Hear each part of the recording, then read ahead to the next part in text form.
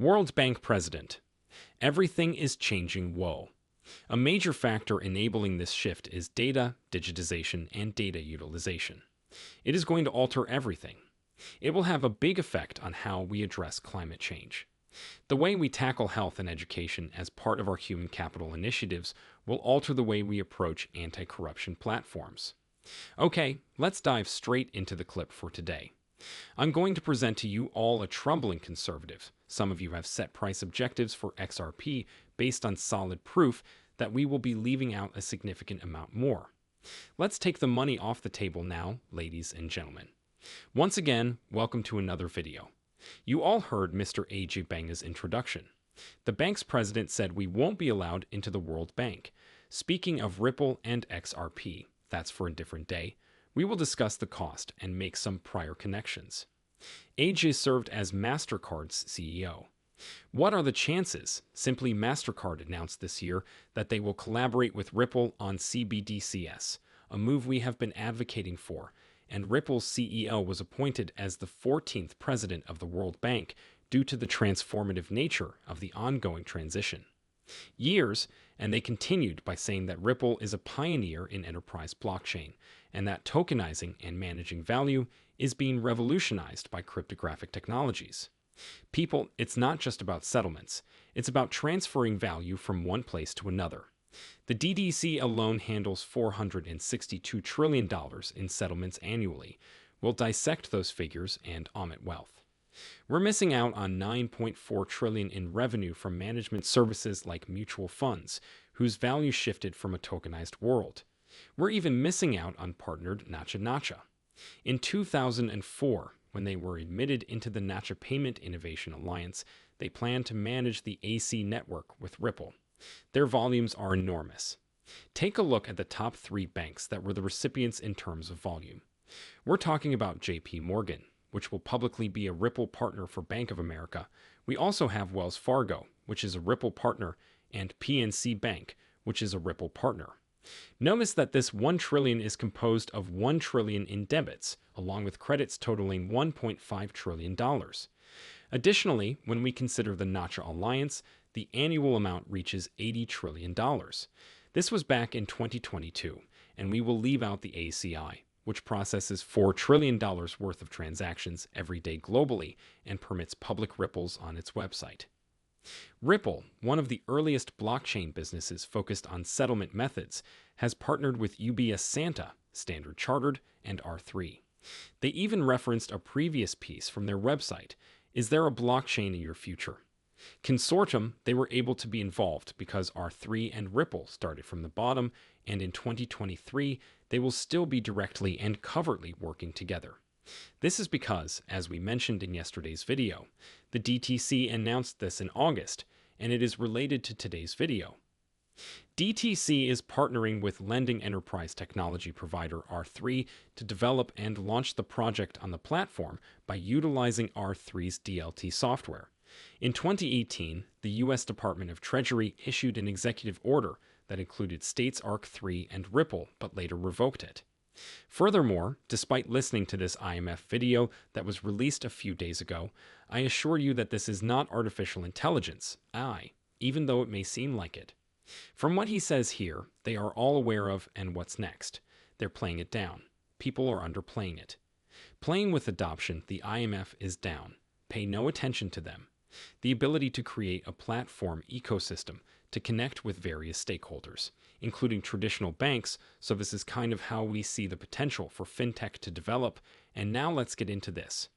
We can see in some countries that there is a new fintech using blockchain to send remittances only in a few seconds, so this is one way that F can help reduce the cost, increase the speed, and expand access. This is a must listen to comprehend the mathematical breakdown. The price breakdown is quite cautious, and I want you all to understand the wider picture. I will just offer you the most conservative perspective. After that, you will be the one to inform me that you are correct. That is much too low cost. How will this scale into the multi-trillion-dollar fundamental valuation framework? Robert Mitnick and Susan Atley, who are currently employed by BlackRock, undeniably assembled this framework with exceptional precision. They provided price targets for Bitcoin and XRP with a 2030 target, but the price targets for Bitcoin are higher. Well, you hit the nail on the head when they requested $90,000. By 2030, Bitcoin had dropped to $69,000 with no information, and since they are coming from a Ripple, they are being very cautious. Viewpoint, and well, pay attention to this, will you? It's still unclear what form the XRP market will ultimately take. XRP's account holding and exchange procedures with banks and liquidity providers, as well as the most given that this model seeks to express the long-term underlying value of 100 billion XRP in circulation. Its conservative stance was when calculating supply, it is best to factor in every coin that has been or will be issued. This approach assumes that market participants should and will, when predicting long-term value, take into account the effect of all upcoming coin circulation. Whoa, whoa, whoa, and the highest price target they had for XRP was $33, with a circulation of 100 billion and a daily volume of just $556 billion. This is the way XRP will operate. As it is $100 conservative, let's examine it. If we divide the entire number of transactions sold with DTC by the number of months, we get $462 trillion. However, we are excluding a great deal of other valuable instruments. That works out to $38 trillion monthly, but we're more interested in the daily figure, which comes out to be $1.3 trillion. The OTSFX market handles roughly $7.5 trillion daily, while SWIFT does $5 trillion. Thus, we will only utilize the ones we are excluding, leaving out ACI. We are omitting bond settlements from all around the world since there are just too many of them to include the entire value. About $13.8 trillion in volume, so we're going to proceed cautiously because I want you to understand how is this a true representation of XRP. We're going to use the fundamental framework as an example. If there were $556 billion in XRP volume, the market cap would be $13.1 trillion, and the price would be $31,664.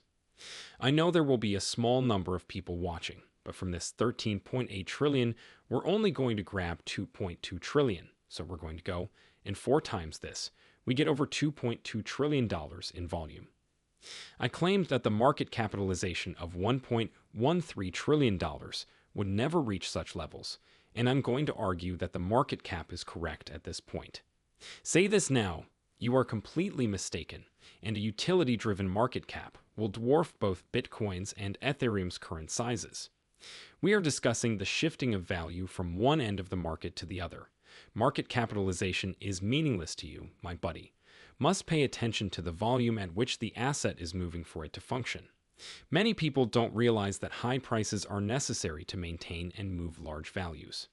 Based on our calculations, which we did on 131 with 100 billion circulating, if we were to estimate that there are only 65 circulating due to their extreme caution, we're talking about over $200 per XRP with $2.2 trillion in daily volume.